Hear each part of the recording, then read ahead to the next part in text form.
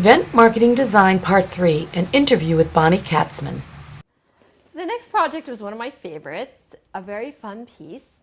It was a 60th birthday, and the person's wife came to me and told me all about her husband. And I think that that part of the meeting is really important. You have to ask the right questions and gather the correct information so you can do a piece that's truly customized for that person.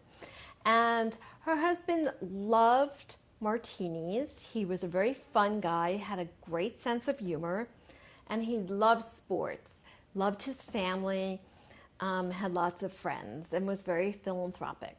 So that was the overall trend I was given, and I went back, and just to give you an idea of how I work, I go through my box of goodies, I pull lots of things out, I try to see what would maybe create an interesting concept.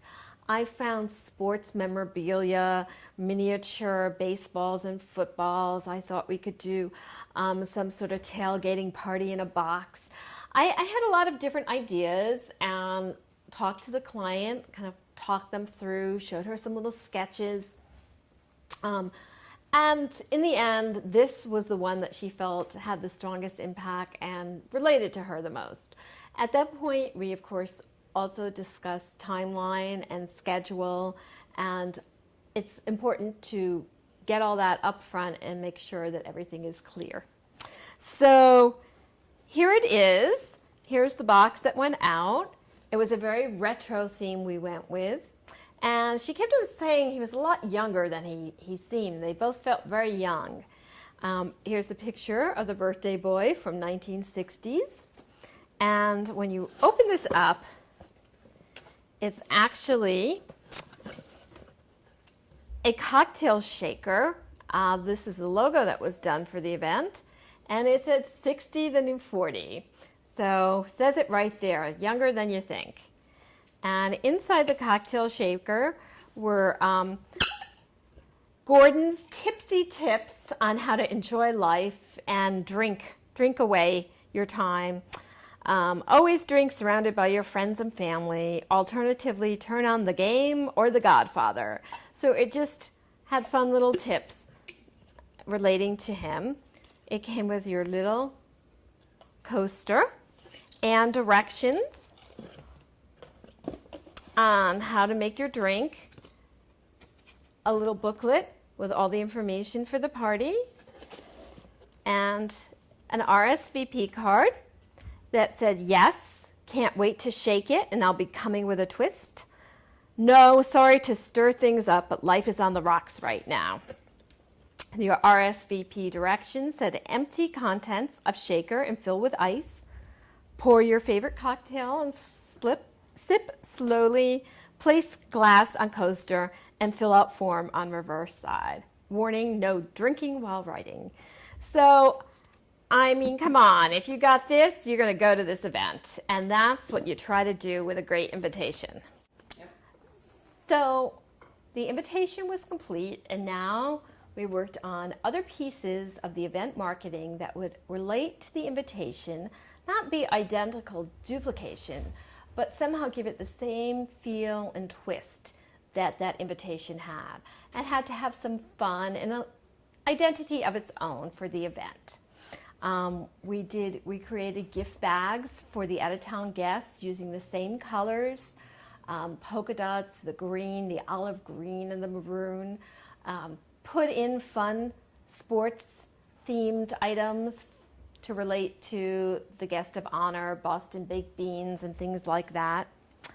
We had cigarette girls, retro cigarette girls were at the event, and they actually passed out little retro matchbooks, but they were notepads, little lipsticks, but they were actually pens. Everything was branded with the event logo, including chocolate cigars.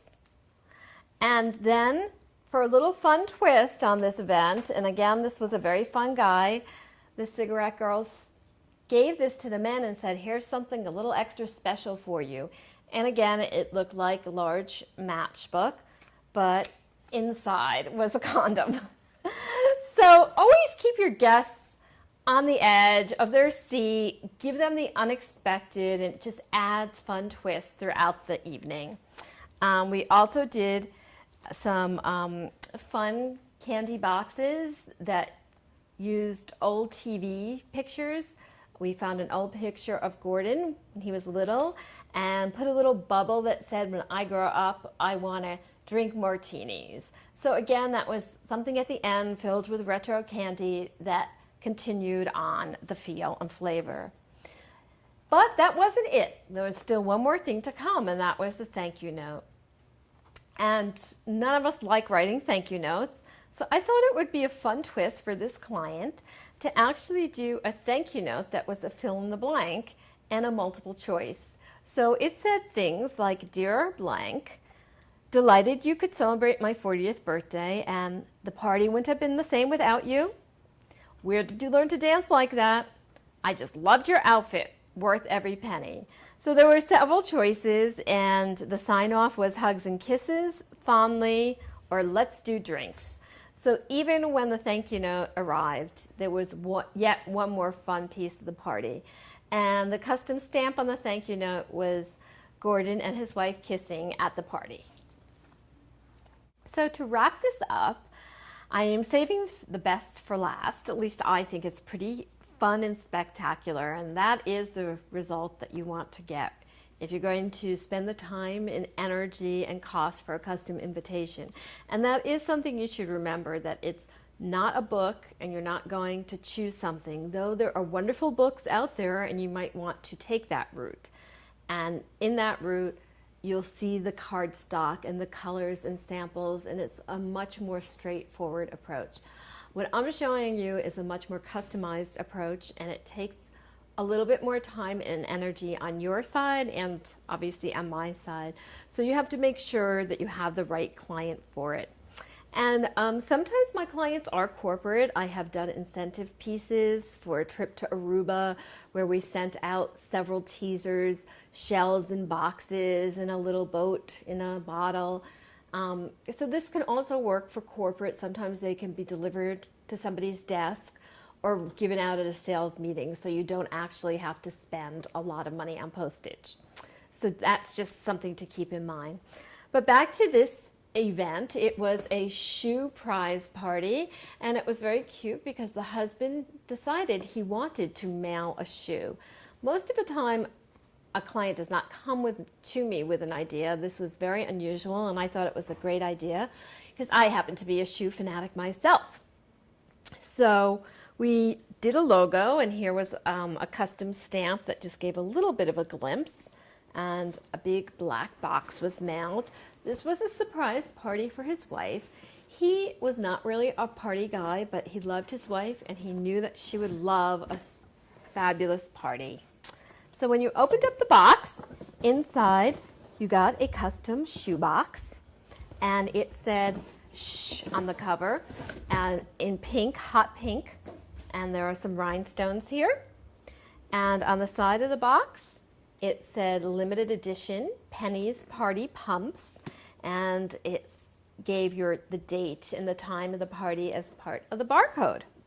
And then when you opened the box, inside was this fabulous pink shoe with a big boa, and it said, "Let's shoe prize Penny," and on the other side it said, "Get pumped," with all of the information to attend this great party on the inner sole as silver mylar. So there you have it. It's going to be hard to top this. This event was so special and so wonderful, and I was able to do a lot of different event branding pieces throughout the event. One of them that actually matched the shoe was a little shoe place card. This is made out of mirrored plexi, and the guest name was engraved right in it. This was based on the logo that was done. The logo was used in signage. There was a runway made for this event and a fashion show. There was a huge shoe ice sculpture where caviar, where the big boa would have been. Gift bags were given out with custom graphics. Tim Gunn was the MC, and at the end of the evening, the Goo Goo Dolls performed. So all in all, it was one of those wow events, and the guest of honor was surprised. So I hope that you've learned a few things about design, about invitations, about event marketing, and working with a designer. Thank you.